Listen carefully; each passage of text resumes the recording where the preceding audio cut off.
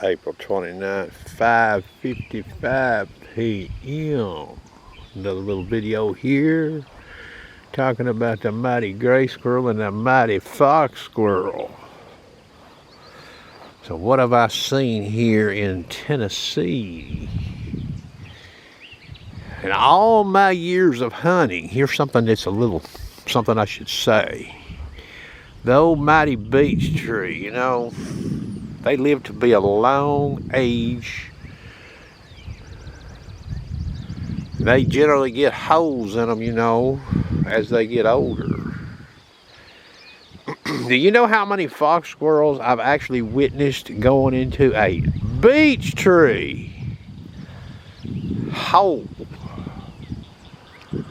I can't ever remember seeing one. How about that shit? Gray squirrels? Yes. Beech tree? No. Now, do gray squirrels and fox squirrels co-locate in holes in trees? I can't tell you the answer to that. Here's something else that I've noticed. If there's a good crop of walnuts, now this would be leaves off. There's a good crop of hickory and a good crop of walnuts still available. Where are you liable to find the fox squirrel, and where are you more liable to find the gray squirrel? The fox squirrel will be on the walnuts. The gray squirrel will be on the hickory.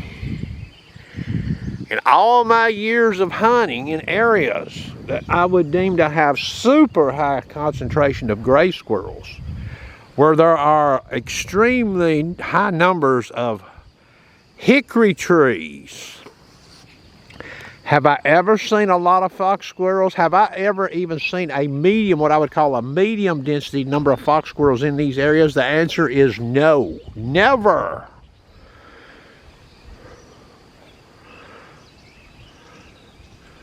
Have I ever seen an area that had an overabundance of fox squirrels and seen an overabundance of gray squirrels? The answer is no. Okay? Fox squirrels around here, for whatever reason, ash trees, land with ash trees, but the ash trees here are dying. So I don't know what's going to happen there, but that's where you see a lot of your fox squirrels. Ash trees here, by the way, don't generally grow very thick at the 800 plus feet altitude level. They're more like down at the 650 to 750. Where I'm currently standing is about 700 feet elevation. So you don't find a lot of fox squirrels here up on top of the ridges. They're down lower generally, if they're there. I'm not saying you can't kill one up there. The laws of averages, that means something when you're a hunter. White oak timber. A fox squirrel loves areas with white oak timber, and especially those fence lines where they have those trees that they haven't cut because the fence is in them that gets to be monsters. That's fox squirrel premium territory there, especially if there's cattle around or goats.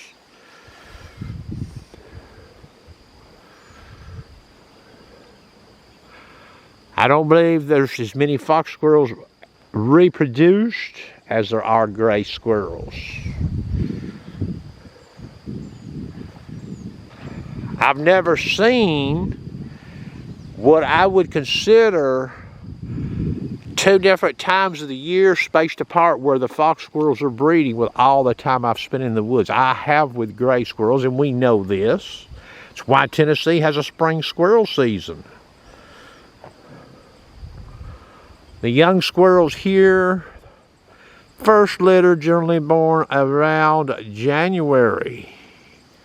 They open the spring season here up in May. They shut it down about 30 days later.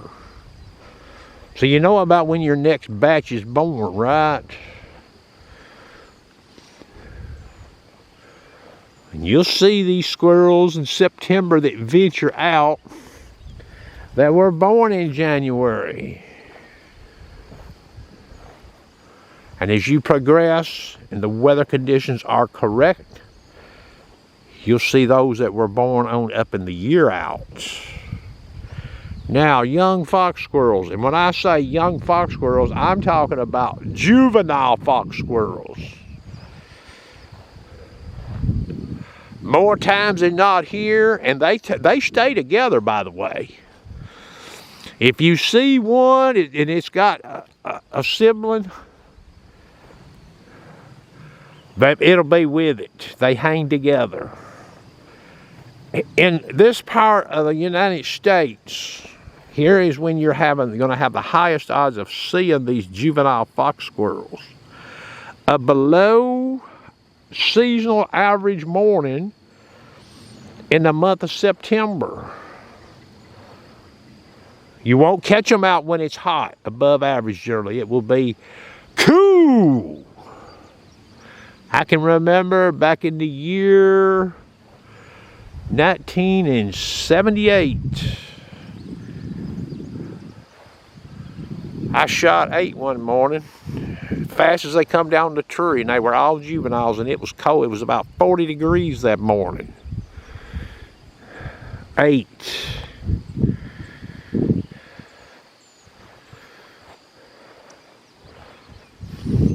So they are different. They do commingle. They do share some of the same habitat, but they're different. If you go out on a squirrel hunt and you're seeing a lot of fox squirrels, odds are you won't see a lot of gray squirrels, and ass backwards. Now, there are rare exceptions, okay? If people just knew how many steps I've taken and how many trees that I've looked up in my lifetime, they'd probably shit, okay?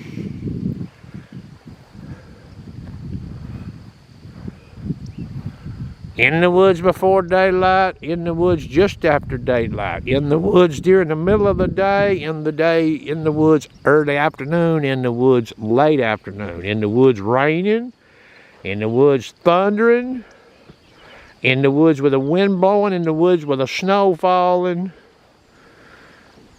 in the woods with it sleeting. Now, I'll tell you this too, and I've seen this a bunch, okay? Especially when you get into the August, September time frame, you'll have some thunderstorms. You should watch what a squirrel does in a tree when an impending thunderstorm is coming. They'll eat faster, because they know they're fixing to quit eating and hide or do whatever they do. They'll eat right up to when they can eat, but they'll start eating faster. They'll start bearing down. Now, this would apply more to a gray squirrel. I've not seen a lot of fox squirrels out with an impending thunderstorm, but I have seen a lot of gray squirrels. Gray squirrels love beech trees. All right? And they love beech mash. You want to get good with a .22 rifle? At a young age, if there's a beech mash crop and the squirrels are eating them, go try your luck at that. You get good at that, you'll become a good squirrel hunter, boys and girls. A pin oak acorn tree, if they're eating those, get you a .22 rifle with a scope or open sights. If you get good shooting them squirrels out of that tree, you'll be a good squirrel hunter. And those two trees, that gray squirrel, and you know, fox squirrels will eat them. They will. But that gray squirrel, his feet will never stop moving. And his back legs, he will crawl and he'll be hanging every which way, every position in the world in them trees. So just because you see the silhouette of a squirrel up there with a rifle, you got to watch what you're aiming at. You may be aiming at the tail or the back legs. Very, very challenging. And some acorn trees, black oak and red oak, it can be challenging. If you watch some of them videos I shot back in the September, October time frame, you'll see what I'm talking about. Hey, some of them mornings, I had that Mach 2 rifle. Them squirrels wore me out, but I got them. But it just wasn't going in there and putting that scope up there and going boom. Took patience. You know, you shoot a squirrel with that 17 Mach 2 with leaves on, you don't get a lot of follow-up shots, boys. Okay. You don't get a lot of follow-up shots. So you see somebody like me that's bringing the squirrels out of the woods with that gun, you can probably figure I ain't missing too damn much, okay? And that would go for anybody else that you seen doing that. With or without a damn trigger cam. Yeah, that trigger cam, that's something else, ain't it? That puts a stop to all of these people that's accusing people of making shit up as they go along, huh? I know there's a lot of people don't know me personally. All they do is they hear me talk and they see the pictures, some of the text I used to type on Rimfire Central. Everything I typed is the best information at the time I could supply based on my experiences. I didn't talk about anything that I hadn't been witness to.